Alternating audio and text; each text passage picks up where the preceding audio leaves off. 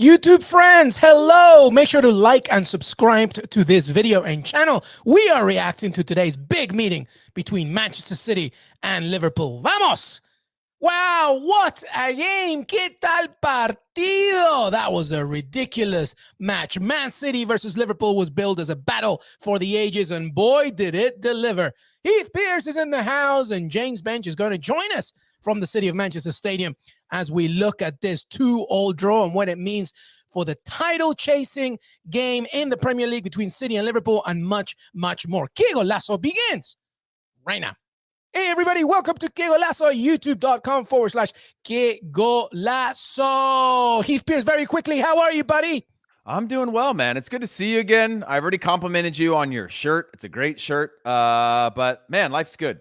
I'm excited to talk about all this. I love it. Heath Pearce, welcome back. I have missed you, my friend. In Soccer We Trust, continuing to grow as part of our YouTube and podcast family. Of course, make sure that you check it in Soccer We Trust with Heath Pearce, Jimmy Conrad, and of course, Charlie Davis. By the way, obviously, we begin with Manchester City against Liverpool. 2-2. What a result. We're going to get into it. We want your questions. We want your comments. We want all the engagement. But first, I want to bring in James Bench, who is talking to us from City of Manchester Stadium. He witnessed the magic that was that match. I would venture to say probably, you know, the best two teams, not just in the Premier League, but in Europe, facing against each other. James Bench, how are you, sir? How was that game from the City of Manchester Stadium's perspective? How did you feel it went down? What a match. Yes, what a match indeed. I mean, this was phenomenal. You run out of platitudes and praise to offer on these two teams, who I thought matched each other almost blow for blow. There were certainly moments where City were hugely in the ascendancy, moments of brilliance from Liverpool, despite the fact they weren't at their absolute best, at the pinnacle of their powers. And just a thrilling game. You know, I've been doing the player ratings, trying to work out column as well, and so many players, so many world-class players delivered to the highest level on both teams. It was the sort where you would sit down to type a tweet, to note down a player's performance, and you would just, like, someone next to you would gasp in shock, and you'd be looking up suddenly every minute. One of the best games I've been to in years. Yeah, it's usually when you have this, it's usually a team that underperforms. Both of these teams seem to perform, Benji, from the start to the finish in different ways, and it seemed early on that the game could have been put to bed by Manchester City had they finished their chances or been more clinical. What is the mood around the stadium right now, knowing, you come out of it and you go, okay, Man City still has the advantage, right? They're still ahead in the table, but it does seem like there were some points left on the table in this one. Yeah, and I think especially, not least that, but also, Mahrez's miss in the last second, where he probably should have done better and just chipped the ball into Rosette or whatever. I thought, obviously there was a degree of frustration, certainly when Mahrez missed. I think there was a sense of that feels like a moment. Equally, I can only speak for the fans around me. I think a lot of them just felt probably similar to everyone here in the press box, that they were privileged to witness this game, that they enjoyed it. I mean, I think it's true to say that this was not going to be critical either way, although I don't think either of these teams will drop many points from here on out. It was not going to be a game that you could win and guarantee you'd win the title. So I think everyone has sort of had, so that no one, I think, feels like they're in crisis on either fan group. The Liverpool fans still here, still chanting. But I think City will feel more disappointed because they had the chances to win the game. Yeah, I think that's a good point, James Bench, about City perhaps feeling a little bit more disappointed due to the fact Heath Pearce obviously mentioned it in the first half that maybe they should have put it away. Liverpool fans chanting still. I'm thinking that maybe that's a metaphor for something, which is, you know what? We came away from home. We faced arguably the best team in Europe in Manchester City, and we came with a point. So in your opinion, James Bench, as we say goodbye to you, Man City was 74 points. Liverpool was 73. Who do you think is happier at the end of this one? And what can you perhaps predict in the first few weeks? Because obviously there's still that 1 point differential. What do you make of both managers as they think now into the last games of the season? I mean, I said that you have to assume that points will be dropped, but I mean, you shouldn't take that for granted. It is eminently possible that one or both of these teams just win out I think when you look at the fixture list, Liverpool's is tough.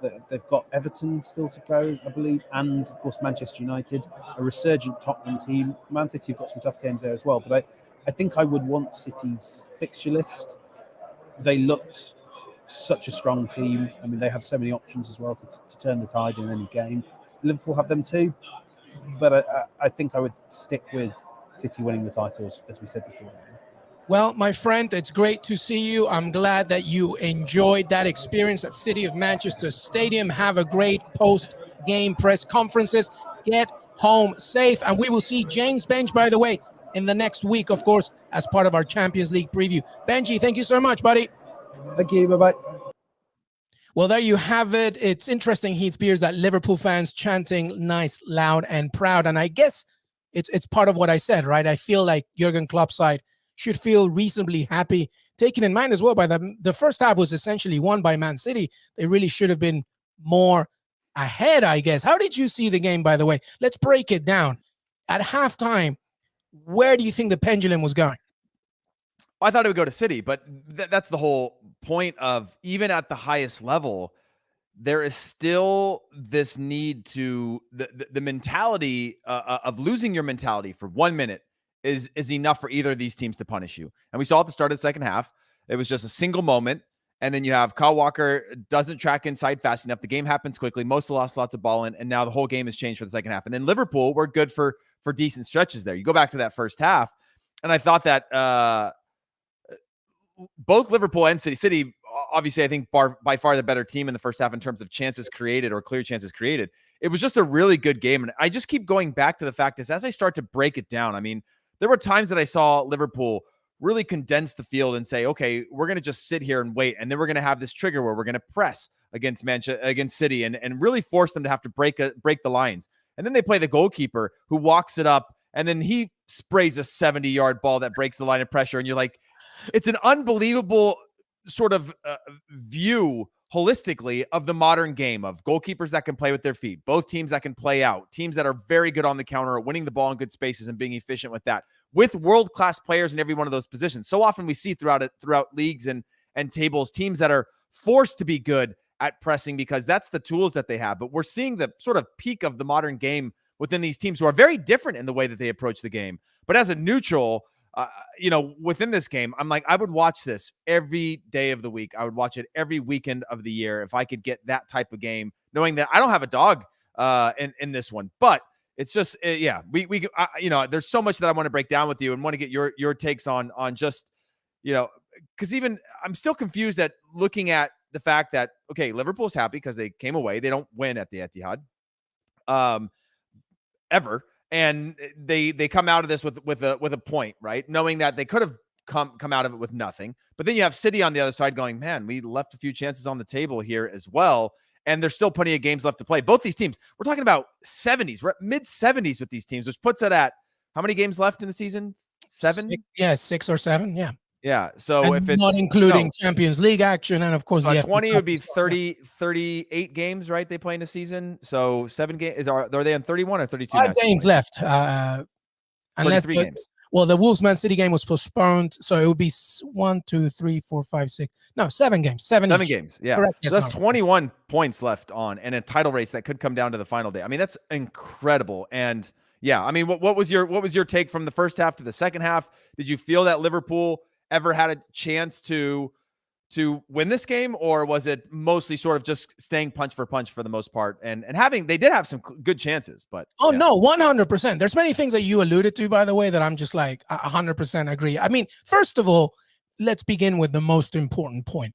We are blessed to see a game like this, where you have not just talent all over, but technical ability all over. Hardly do you ever see a terrible pass or a mistake. Granted, I don't think a player like Fabinho, who's usually so solid in the midfield, had his best game, right? But overall, generally speaking, this game was tremendous.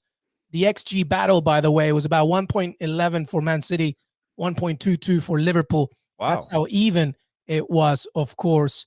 And we seldom, come back to the fact that here we are, 2022, witnessing absolute magic. Of course, money has something to do with it.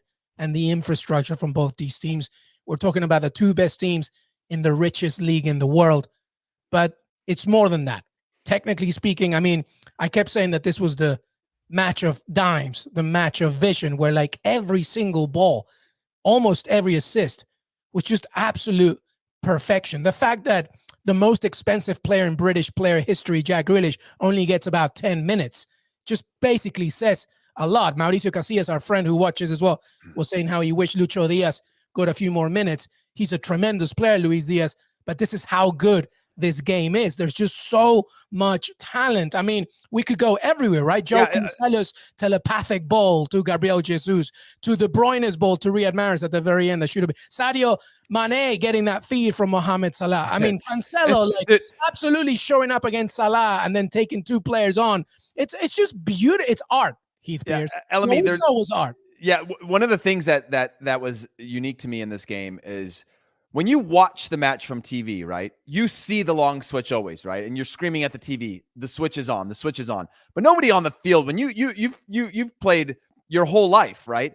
That's such a hard ball to know that it's there, right? You have no idea you're gonna make it. When you watch it as a fan from a TV and it's at that sort of raised view, you get to see the whole field all the time, right? You can see where sometimes where the next pass is, but you can always see where the difficult one is or the right one is because they're at field level. And to watch this game where they saw that all the time, and I talk about this phrase a lot of like there's good options and then there's better options and then there's the right option, right? And in this game, it would be City going down to create a chance and one pass out, and now they've seen a long switch on a half turn to smack a ball that creates a counterattack on the other side for Liverpool, where you just saw precision, you saw vision, you saw the difference. You just see, like, normally you go up, if you go to the bottom of the Premier League all the way up to the top, you just have incremental improvements all the way to the top to get to the best players. And then you get to the top teams. Now it's clearly, and it has been Liverpool and Man City for a while now, also Chelsea in a different way. But you just see this is the difference. Every single thing they do is at a level higher than anybody else. And it's not incremental. It is a gap between what they do at a world-class level and the way in which they play than anybody else potentially in the world. This is how good they are. Thiago Alcantara, who is not getting any headlines today, almost every ball that I saw for him is just like blinking to him. It's just literally like instinct. And some of the passes were just unbelievable. But to your point, the difference between the talent that we're seeing in a game like this and everything else is monumental. It's huge. We did a YouTube poll, by the way. Who would you rather at this point, Pep Guardiola or Jurgen Klopp? Who would you rather hire to manage your team? Pep Guardiola gets the 58%. Jurgen Klopp gets the 42%. Reasonable count. 171 people voted. Asking everybody out there, call to action here. Who would you rather hire your team? If you're not a Man City fan and you're not a Liverpool fan, who would you say? It's a good question because there's a lot of context needed here, Heath Pearce. Yeah, I think for me as a player, I would probably, if I was a player, I would want Jurgen Klopp. I just feel like there is, again, and we see a different side than what you see in the locker room, but I feel there's more of this relationship type that you can have with him. The man management part. Yeah, and Pep's an unbelievable man manager. But I feel like Cancelo knows it, Heath Pearce. Did you see how he was all over him in that one? Yeah. Did you see that part when he was about to take the throw? I mean, he was just like hugging him and stuff. Yeah, as I say that, I'm like walking myself back from this answer because I'm just like, which one would I mean, it is the era where people were spoiled with the Sir like Ferguson and Wenger era of just these managers, except we're seeing he was like feeling him up and Cancelo was like, I'm taking a throwing. Can you just give me a second? And he's like shoving him and like all that. It's like it's wild. I mean, as I say that, I feel like a disloyalty to Pep Guardiola by saying Jurgen Klopp. And I don't care about either of these teams or these managers, but I'm just like, I have a love for both of them in a way that feels like I am a fan of these teams, which is kind of bizarre, right? I don't have any emotion towards them, but I have a love for both of them in a way that, like, if somebody slandered Jurgen Klopp or Pep Guardiola for things, like, I would stand up and fight for their honor, which is a bizarre thing considering I've got no reason to, but that's just how I feel in the era that they're in and what they've done for the game and the entertainment that I get out of it as a fan. And yeah, it's incredible. So yeah, I guess I'm sitting on the fence on this one, but if I had to pick one, I guess I'm going Jurgen Klopp. It's a very difficult question because you're basically being asked, what kind of music do you like? Which parent are you going to go live with? Yeah, you know? exactly. Like, You know what? Actually, that's exactly it. It's your parents sit you down. Listen, Jimmy. I say, Jimmy, we're getting divorced. I want you to think carefully about this because mommy has to move to California, but I'm going to stay in New York. Mhm. Now, California has a big pool. You can go to Disney World. Mhm. You can even go great weather. You got great weather. Great weather year round. It's not humid, nice and sunny. It's a lunch city, so we'll go out through the day. But New York, I mean, the energy, the best pizza around. Food, your friends are here. Your friends are here. So you got to choose, Jimmy. You got to choose which one is it. And, at the end of the day, it depends on the mood. Like, I don't know. Maybe I do want some good weather, but God damn it, that pizza. I'm telling you, it's a difficult question. A lot of people are going with the Klopp because of the intensity of Pep, but like people, I'm just going to say something about the intensity thing, just to everybody, because even before Guardiola entered Man City, I have followed Guardiola's career for a while. I've read all the books about him, his biography, of course, some great stuff from great writers talking about him. Listen, we talk about possession and all that stuff. Guardiola is obsessed with getting the ball back more than anything. Like, that's actually his number one thing. They're actually more similar than they are different. They really are.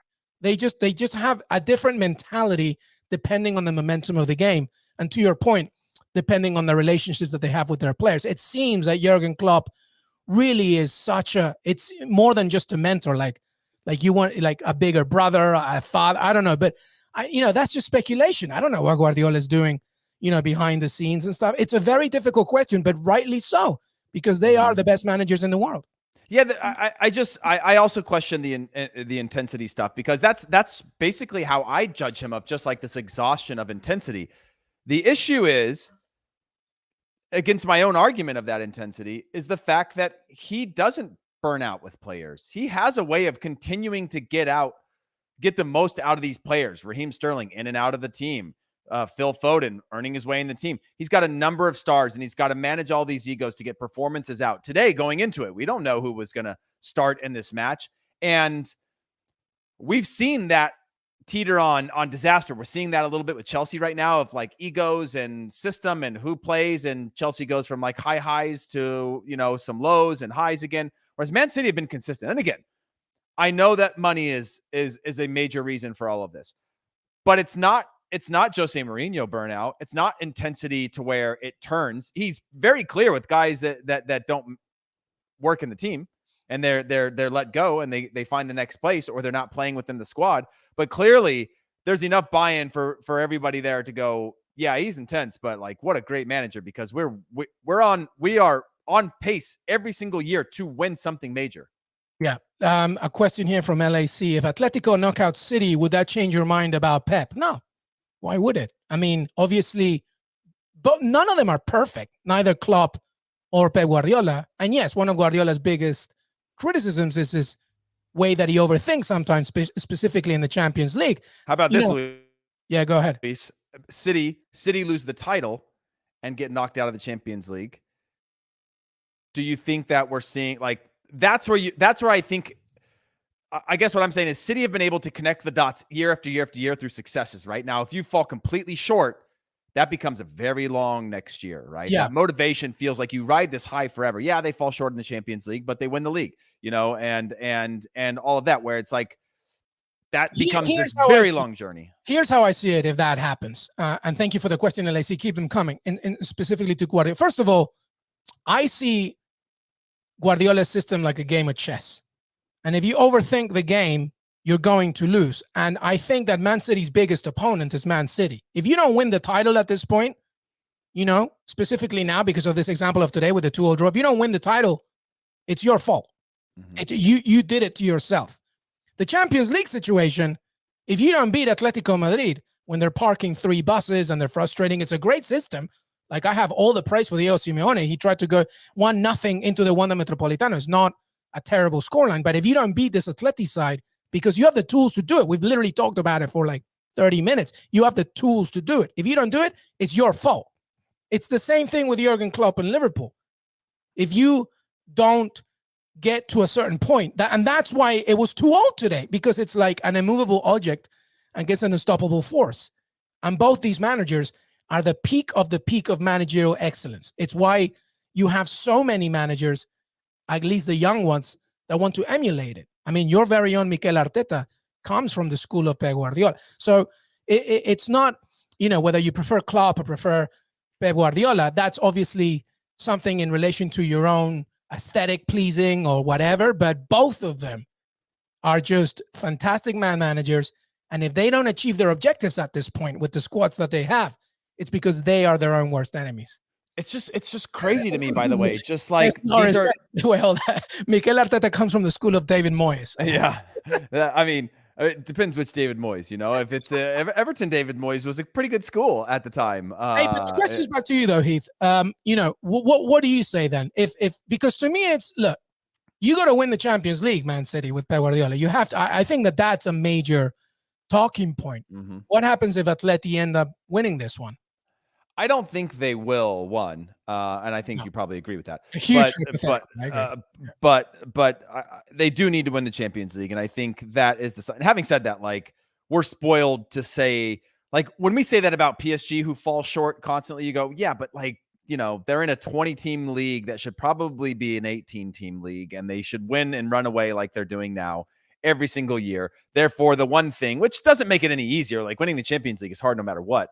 That's the ultimate trophy with the money that they spend, because they're not spending it to win a spot in the Champions League or to win the league.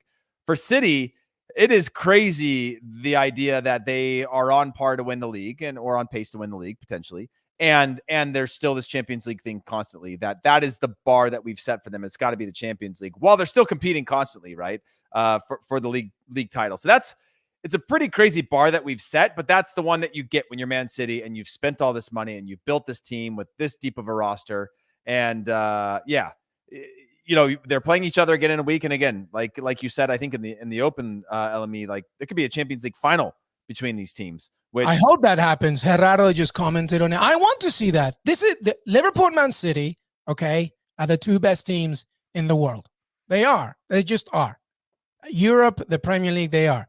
A lot of it is money, but a lot of it is the managers that we're just. But at least they're doing something fun and entertaining for the growth of this. Yeah. Like I'm thinking from an American perspective, like take politics, take all that other stuff out of it, right? Of whose money and whatever. Money alone spent on Chelsea over the last 10 years. Incredible build by Chelsea of what they've done, right? And what they've accomplished in that window. But it hasn't been entertaining for me as a fan. It hasn't been attractive to me as a fan. It showed me that there's different ways in which you can win. But when I look at City, when I look at Liverpool and the money that they spend, I go, this is entertainment. It's what you want to see. Yeah. If me, again, not being that it's not, neither of them are my team, or that I'm a neutral fan. Yeah. It's an incredible thing to see come to fruition, where it just, again, take the money part out of it. But if you're talking about spending money, at least it's entertaining. And that, at a minimum, from at least a US standpoint, I want to be entertained. And here's the thing. Joao Cancelo, we wouldn't marvel at his magic as much if Pep Guardiola didn't select him and choose him in the position that he, there's just Jurgen Klopp on the other side. So, I think it's fair to say that we witnessed a tremendous game. We think that, as is, right? I still think Man City will take this Premier League title. Heath, I think you agree with that. Although, are you changing your mind? Because it's only a point differential. Because James Baines brings up a good point. When you look at, let me just tell you the schedule for Man City and the schedule for Liverpool, okay? Mm-hmm. Man City's schedule, and Des Norris, can you correct on me on this? Wolves Man City was postponed, so that still has to be played, right? That's set at the end of the year, but it's a TBD on date.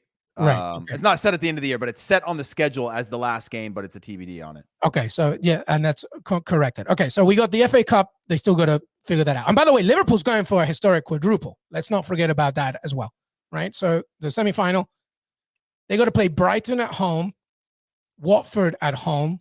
You should think 6 points right there, right? Away at Leeds United. At Leeds United with Jesse Marsch, obviously excitement, but Leeds pretty much, I think, are safe. Just a good victory this past weekend. And you would think that by then they would be okay. So you would imagine, let's just give it a draw, just for the sake of argument, right? 7 points. Then they got to host Newcastle. I still think Man City will take care of that. Then they got to go away at West Ham. Okay, that's a tricky one because they'll be fighting for a European spot, and West Ham are at home in that one. And then, of course, they have to host Aston Villa. And yeah, that's 3 points for Man City right there. So, and then Wolves, of course, that game. So you would think, what? So let's see. City, Brighton, 3 points. 3, 6, 7, 10, 13. Let's give them 13 points. So that's 13. All right. So that's, let's see here. But plus 10, 84, 87 points. Liverpool. So Man City are ending on 87 points. Liverpool have a better goal differential. Okay, Heath, here you go. Liverpool have to play at home to Manchester United, at home to Everton, away at Newcastle, at home to Tottenham, away at Villa, away at Southampton, at home to Wolves, away at Manchester United. Do you give them a win against Manchester United at home? You would think yes. Yeah. 3 points. Do you give them 3 points in the Merseyside derby? I mean, those are the upcoming fixtures after the FA Straight Cup away. semis. I mean, and I'm not even talking about sandwiching Champions League if they get through. Right? The upside is they've got Man United, Everton, and Spurs, which I think are probably if I'm looking right, at their hardest games. Other than United will play Liverpool. No. Yeah. So we're giving them. So listen. So we gave Man City 87 points at the end of the season. Okay. So let's see what happens to Liverpool. Liverpool, you give them a win at Manchester United at home. Yeah. Okay, 3. Merseyside derby win? I say 3. Okay, 6. Away at Newcastle. That's one that I'll give them 3 there. Okay, 9. At home to Tottenham. This is one that, I mean, obviously 4 games is a lifetime away, and clearly right now, or 5 games away with both Spurs, who are in incredible form right now, and Liverpool. But I would guess maybe 3 points there, but if not 1. Let's give them 1 for the sake of argument. So that's 7. Away at Villa. Well, that would be 9, right? Or 10. So you have United, Liverpool, United, Everton, Newcastle, 9. Sorry, correct. 10. 10 points. Villa away. Yeah, win. Okay, 13 points. Away at Southampton. There's got to be 3 points. I mean, it's hard to. I'm looking at all these. Okay, already it's more than the points I gave to Man City, meaning that I'm giving Liverpool the title unless Man City just take care of business against the ones that we didn't think were going to happen. So my point is this: it's very tight. Yeah. And we think that it's going to be the big games. The Tottenham's going to be. You never know. There could be a hiccup here. Liverpool could hiccup against Newcastle. Man City could hiccup in a game that they're expected to win. So it's a very tight thing. And at this point, I don't even dare venture who's going to take it. Wait, so here's what but when I look at the schedule of Man City, I still look at 3 points against Watford. Leeds are likely safe by then. If Leeds aren't safe, then Newcastle aren't safe. Likely, if somehow the bottom starts climbing that nine point gap. And that's the game they have to face, right? But they've got Brighton, who they've bounced back recently. But Leeds should be 3 points. Newcastle should be 3 points. West Ham, that's a tough one. Aston Villa, if we're giving Liverpool, then we give City 3 points. And then you've got Wolves at the end of it. So it's hard because you're looking at there's you would think that both these teams playing against some of these bottom of the table teams, it should play out pretty clearly of just the gaps between them. I don't think, it's not going to be, they're not at the point of the season where 3 points saves them, where you're going to get this heroic effort from a Watford or something like that. So not to say it'll be easy. None of these games will be easy, but both these teams could also potentially go 21 points straight to see out the year. My point is, and Heath's point is, and our point is, we don't know yet until we keep on rolling. We're going to take a break. When we come back, we'll keep going with the Premier League for a second, including the fight for 4th. Of course, some conversation regarding Manchester United as well. And then a little bit on the Champions League, some final thoughts, and that will be it. Qué Golazo weekend recap. Heath, Pearce, LME. We'll be right back. This was it. We're back. Come on, be my baby tonight. Julie has a controversial history with many of us. I'm not trying to mess with that lady.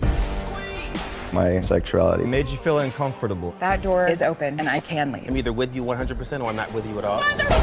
You didn't apologize. I hate you. Why did I come back here? The Real World Homecoming, New Orleans. Streaming April 20th exclusively on Paramount+. Welcome back, everybody. Qué Golazo with Heath, Pearce, LME. Weekend recap. We've discussed the great game that was Man City against Liverpool. That was 2-0. There's a race for fourth, and it's very, very tasty. Let's just talk about the most recent games that happened on Sunday. Brentford took care of business against West Ham. Of course, I put Ivan Toney on the bench on my fantasy football. Of course I do that. Of course that happens, Heath Pearce. But Brentford take 3 points against West Ham. And now a West Ham side that also has to think about, by the way, the Europa League as well. I would venture to say, Heath Pearce, that I guess Champions League is really not going to happen for them. I don't think so. I kind of put them in the same category now as Manchester United. I just don't see mathematically with the schedule that they have, the form that they're in, the inconsistency. 51 points, West Ham in 32 games played. Go ahead. You know, they're 32 games played is what I was going to say, in front of Arsenal and Spurs have 31 games played, but you're looking at just a gap there that I don't see. Having said that, like, games in hand clearly mean nothing to Arsenal as they've continued to kind of fill that gap in of games in hand. They haven't used those. So there is an opportunity to swing that, but just that inconsistency in form, I have to think about Spurs being the ones with the most momentum going at the right time of the season to be able to secure that fourth and final spot. And also Chelsea, I don't think they're going to slip up. There was an opportunity mathematically to be really close for both Spurs and Arsenal. It's still not far off, 5 points, as you can see, but Spurs have played one more than Chelsea. Arsenal have really pooped the bed, to use not bad language, in these moments, and West Ham as well have been very inconsistent. So yeah, and Tottenham's goal difference, thanks to Antonio Conte's arrival, is much better than Arsenal's as well, even though Arsenal have a game in hand on Tottenham. And with that win, if it happened, it would be even on points. It doesn't matter at this point. Tottenham still have a better goal differential. So you would think that Tottenham's only fight for that Champions League spot is Arsenal, right? You would think that. So I don't know, man. And guess what? You still have the North London Derby on May 12th as well. So, and Arsenal has to host Manchester United. They have to travel to West Ham. They still got to travel to Chelsea. It's going to be tough. Do you feel that loss this past weekend against Brighton was a key deciding factor in the fact that they might just not get that Champions League spot? I think the last couple of it's tough to say. Like, they went from being like this is the clear 4 team to being the now, like, I'm not so sure anymore based on their form and the fact that they haven't really made the most of it. Crystal Palace battered them in the first half, and they couldn't come back from that Monday. And then Brighton with a 2-1 win also. 2 teams that they should take. By the way, Crystal Palace, I've loved them from the very beginning of the season. I like where they were at. They were drawing everything, and they were just a few moments away. And obviously they continue to show, obviously not being able to come back against Leicester today, but showing just some glimpses of some being a top half of the table, pushing in those Europa League spots. So I don't want to discredit Crystal Palace because they put a beating on Arsenal, but they lost to, again, you go back and lost to Liverpool, lost to Palace, lost to Brighton. It's just one of those things where it's just like taking the wind out of the sails when all we were talking about is this positive. And then you had Spurs on the other end, just quietly going about their business while people sort of wrote them off and they didn't make the most of their games. Now they don't have games in hand and they're making the most of just game after game after game, which is why it's, based on the form. Having said that, 3 weeks ago, I would have said Arsenal are for sure the team that goes top 4. And maybe even, as based on the math before, we're going to be within 3 points of Chelsea in third. And so, yeah, things change quickly in the Premier League, as you know. Yeah, it's just, part of it, you think, wow, Tottenham, Antonio Conte, you see some blips, right? After that great win over Manchester. We were talking about whether Antonio Conte was the guy. Yeah. Like, was it the players? Was it the team? And is it the manager? If you keep changing them and you don't get the results, now all of a sudden, amazing what he's done. The narrative's changed. Yeah, it's amazing what he's done. It's just that there was room and justifications for an argument. A good tweet here from Duncan Alexander: Spurs have now scored more Premier League goals this season under Antonio Conte, appointed in November, than Arsenal have under Mikel Arteta. Part of it, okay, is obviously the way that these teams play. Let's remember that. Tottenham's win against Man City, that was 3-2. But then they lost to Burnley 1-0. Then they came back and destroyed Leeds 4-0. They destroyed Everton 5-0. They destroyed Maya Villa 4-0. They won 5-1 against Newcastle. They're all out. They're all in or nothing. There's nothing in between for Antonio Conte. And that's favoring a Spurs side who, by the way, never mind Heung-min Son, who's amazing. Never mind Harry Kane. Kulusevski, arguably the best transfer acquisition of January. So good. They're just a good team. And at this point, you have to say that Tottenham will get that Champions League spot, Heath Pearce. Yeah, I just look at that attack. I worry about their defense always at Spurs and whether or not they're consistent enough. But clearly they figured out a way to shore it up with the style of play tactically that's not relying on the back four to be the only ones, kind of solving the problems.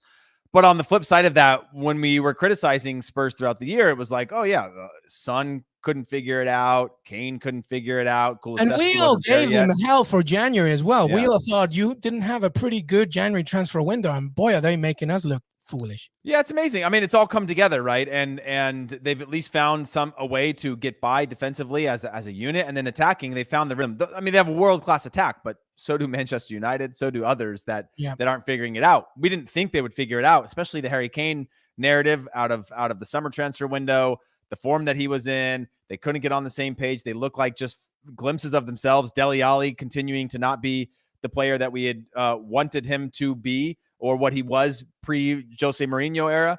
So you kind of just wrote them off as like, okay, Harry Kane's going to leave, and, Son's going to maybe be there longer, but Dele Alli was never going to be the same player again. And so you kind of just write them off based on what had them success, gave them success before. But now you look at them and you're like, okay, they found it again. They found that rhythm, that belief. And when this team is good, their attack is one of the best in Europe, period. Yeah, absolutely. Hey, by the way, call to action, everybody. We're talking about it. Who's going to get that fourth spot? Do you think Tottenham? Do you think Arsenal still have a chance? They have that North London derby to play for. West Ham, are they out of the picture? What do you think? Would love to know what you think. Very quickly, Heath Pearce.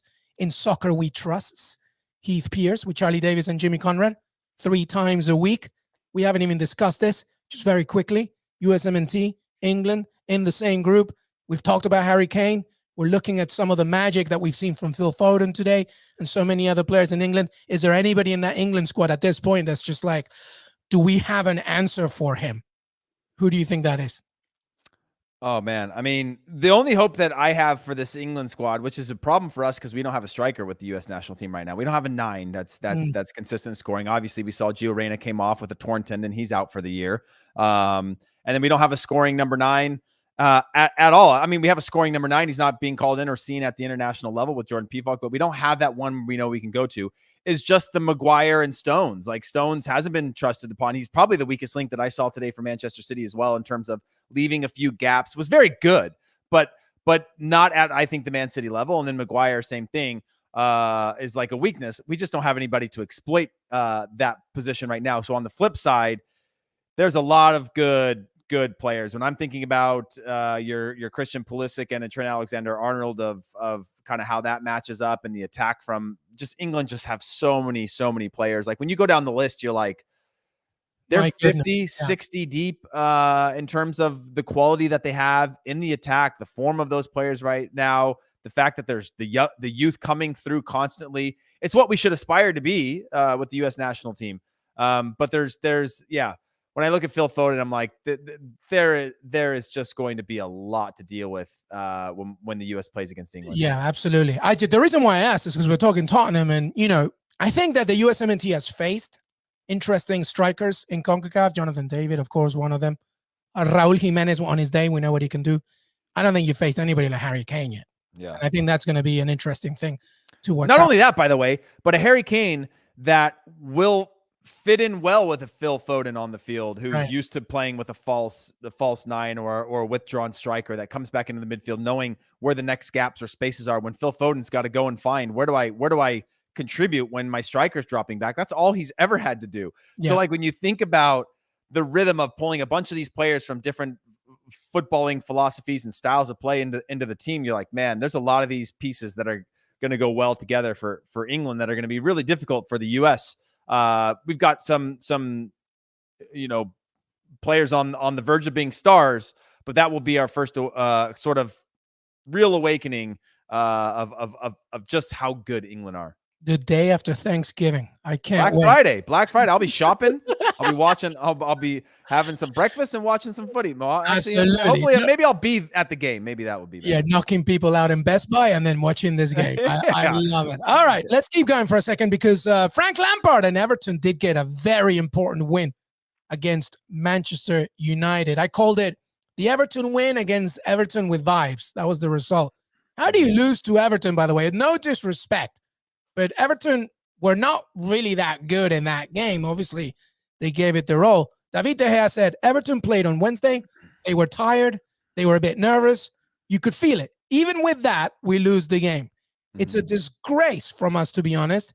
We don't score and we don't create. That's the problem. That's David, the goalkeeper, De Gea, saying that. By the way, Ronaldo smashed the kid's phone in frustration. I hope he buys him one, of course. First of all, Manchester United, just like, Erik ten Hag reportedly won't join unless all his demands are met. Is Erik ten Hag the answer? What's going on with Manchester United? I feel like we've talked about this forever, but Heath, you haven't been here in a while. I would love your thoughts because, here's the comment that Cristiano said on Instagram. It's never easy to deal with emotions and difficult. I can't even read it. I'm sorry. That's not. It's so small. So yeah, he basically says he's sorry, but he would like to invite this supporter to watch a game at Old Trafford as a sign of fair play and sportsmanship. I'd be like, I thought you were going to give me a gift, Ronaldo. Like, I don't want to watch United. You're inviting me to a game as a sign of fair play and sportsmanship? Like, nah. I'm going to be like, I think you should try again.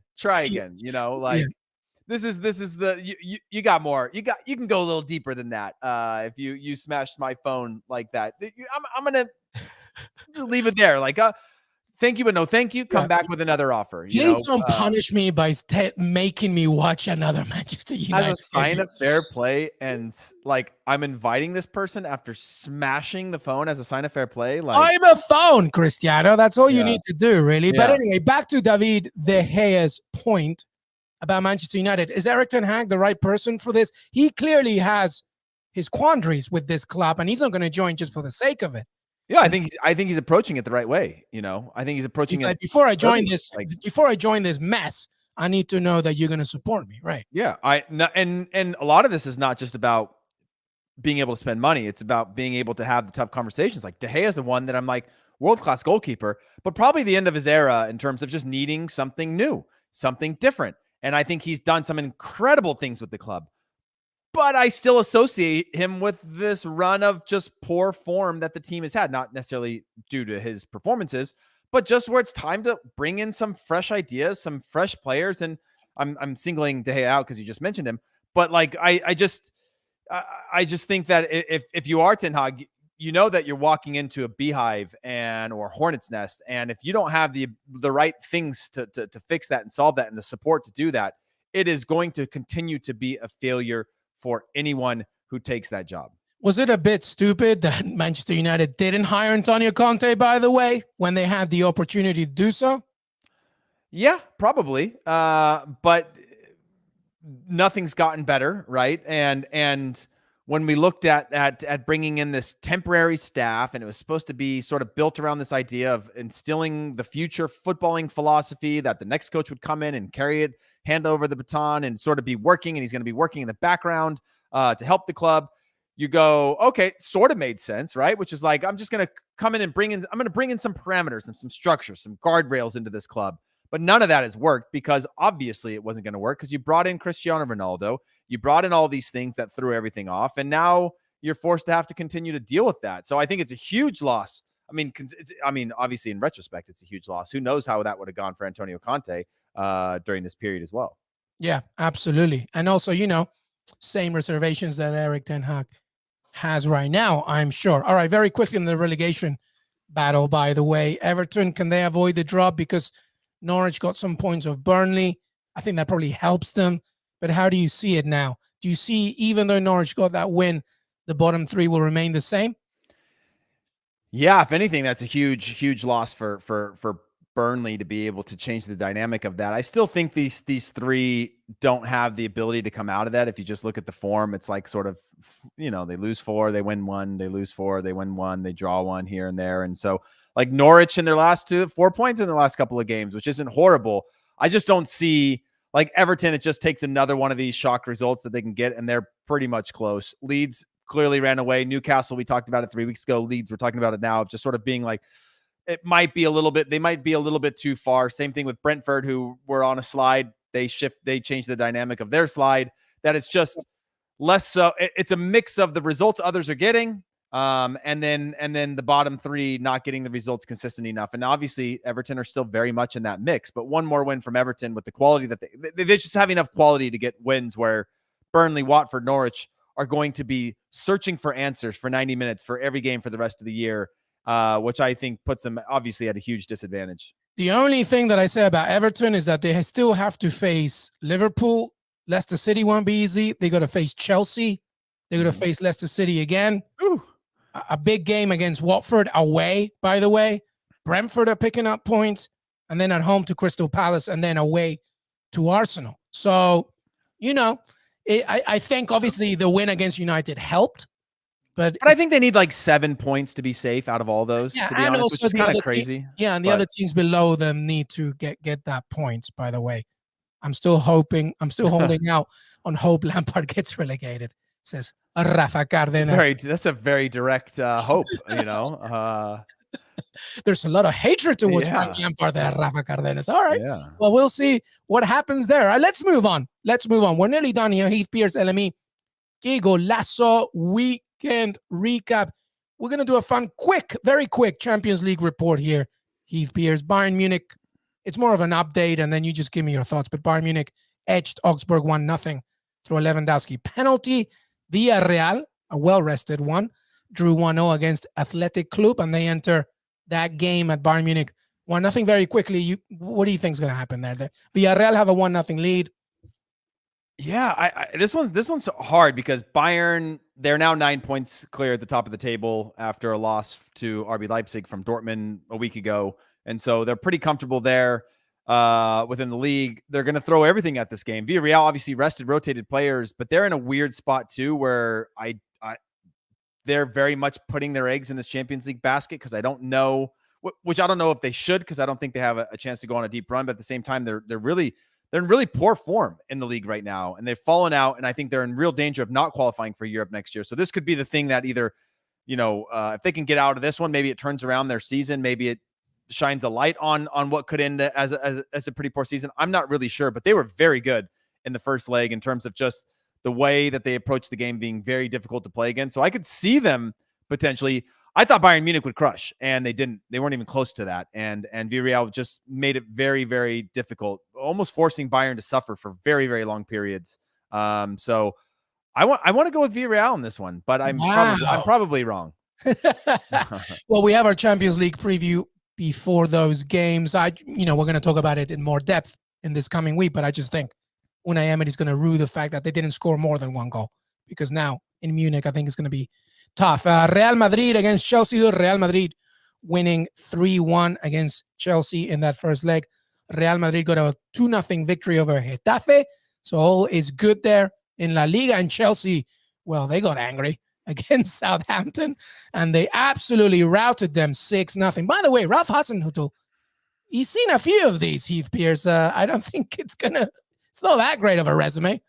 Yeah, this is one that I think is going to be really hard to turn around. Obviously, Real Madrid in fantastic form, continuing to kind of prove what people thought was an old and beaten roster, and they are an old and beaten roster, but they're winning with an old and beaten roster. And so this one, again, Chelsea, I think it's a hard thing to come back from. I don't know. What's your take on this matchup? Not to get too much, obviously. Yeah. 2 goals is tough. I think if it would have been 2-1, maybe 3-1 at the Bernabeu, I don't know. I think it might be too difficult because that Real Madrid are going to score at some point. Yeah. And now the away goal thing doesn't matter. So that facilitates Chelsea's job because, you don't have to worry about the fact that they scored 3 away goals. They just scored 3 goals. But still, I just think it might be a little bit.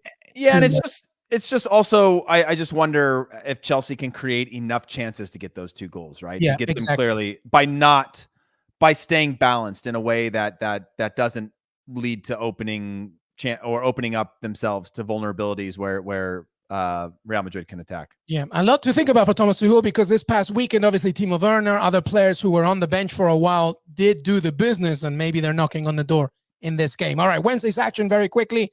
Atleti, Man City, we've already talked about it.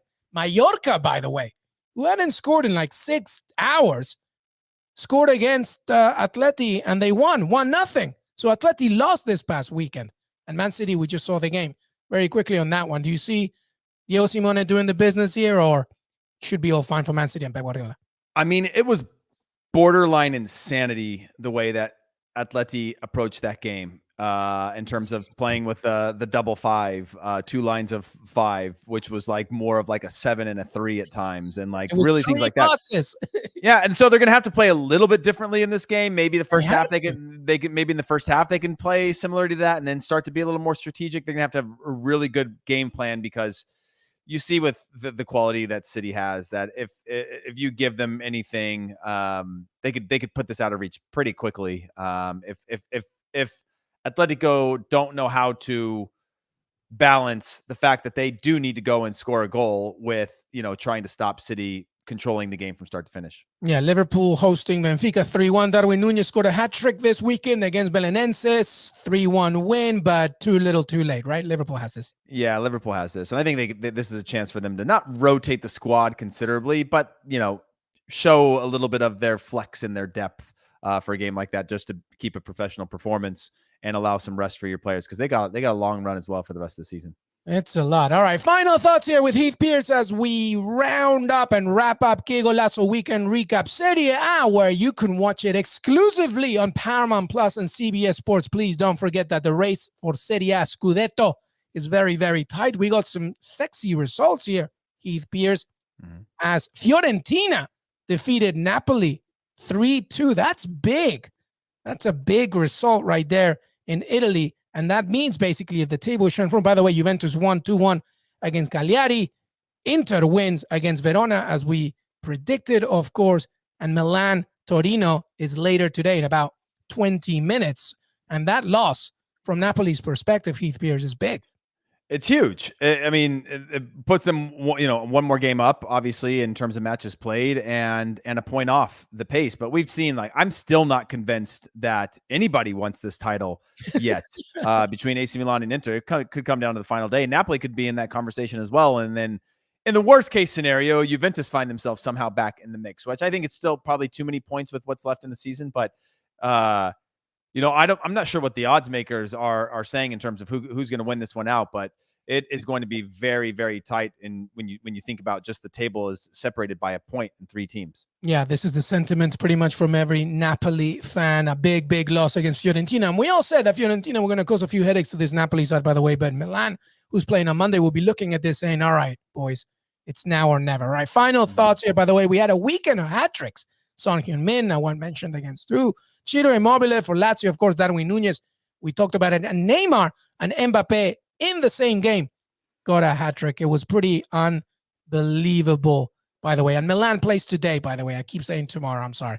Plays today in a few minutes. So it's a big one there. And listen, Heath, I mean, obviously give me your final thoughts, but I do want to know about what you make of El Trafico, Chicharito getting the job done with LA Galaxy and that victory against LAFC. Yeah, I mean, the LAFC had a number of chances. I think Vela hit the post twice, or had a couple goals called back on offside. Not that you can ever count those anymore, because they don't count because he was offside, but or somebody was offside. But they were knocking on the door, LAFC, and then had a goal called back in stoppage time. I think the 98th minute, or something like that. That was, again, another one that was considered or called offside. So overall, really good match. It was weird to see Vela and Chicharito were laughing around the coin toss and teasing each other. They're walking out of the tunnel, teasing each other. There's this thing that I hadn't seen in the league. I know the league had sort of done this whole sort of not friendship thing, but sort of safety first kind of calling before this, where both teams kind of got together somewhere in the city that was kind of anti-violence type of thing of coming together, which was kind of cool. And it made me miss Chicharito and Vela in the national team. I just go, man, both these guys did incredible things in this game. I just wonder what it would have been like, or could be like, if they could just make some, they can mend some broken relationships and get him back for a World Cup. Well, that was where I was going. Finally, I think that Chicharito and Carlos Vela need to be in this squad for the three. Tata Martino, if they keep going, of course, it's the end of November. It's a long way to go, but they need somebody like that. Raul Jimenez, I love him, but he's limited. Chucky Lozano is not a finisher.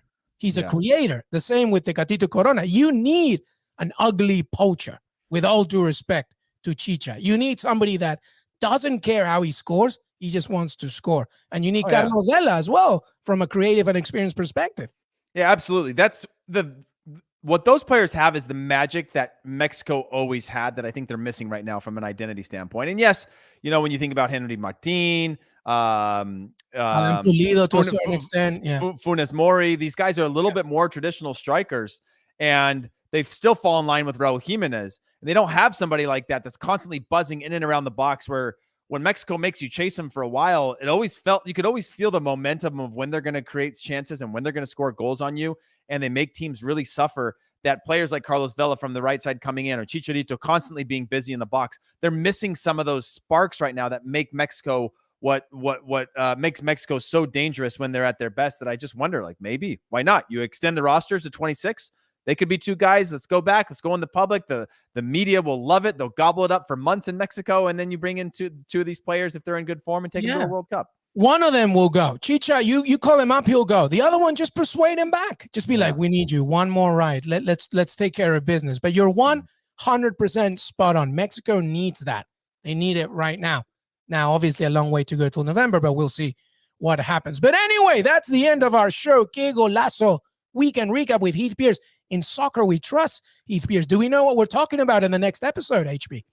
Yeah, we're actually going to do our awards for World Cup qualifying. So we've got about 6 or 7 awards that we're going to give away to the players from the U.S. men's national team, like our sort of best breakout star, MVP, team performance, best result, things like that. So we're going to focus on the positive, some of the things that happened, just to put into perspective what World Cup qualifying was like, and hand out some arbitrary awards that, if I can get these addresses of these guys, I'll send them real trophies. You know what I mean? I love it. In Soccer We Trust, make sure that you check it out. Follow them on YouTube, podcast Heath Pearce, Jimmy Conrad, Charlie Davis, and guests as well. But anyway, LME here, HP, thank you so much for being part of the show. Qué Golazo YouTube.com/Qué Golazo. It's a Sunday, okay? Leave me alone. Yeah. I'm tired, all right? Back off. Seriously. But you can listen to us as well on Qué Golazo Pod on Twitter. We got plenty to come as we wrap up the quarterfinal stages, our Champions League preview. We got a cool weekend preview later on as well, and so much more content. And we have a brand new surprising series to come up. We're going to announce it this week. It's going to be awesome. So make sure that you follow us. Heath Pearce on Twitter and Instagram, Echegaray on Twitter. Make sure that you follow us. Qué Golazo in Soccer We Trust, CBS Sports. We will see you next time. Have a great remaining Sunday. Till then.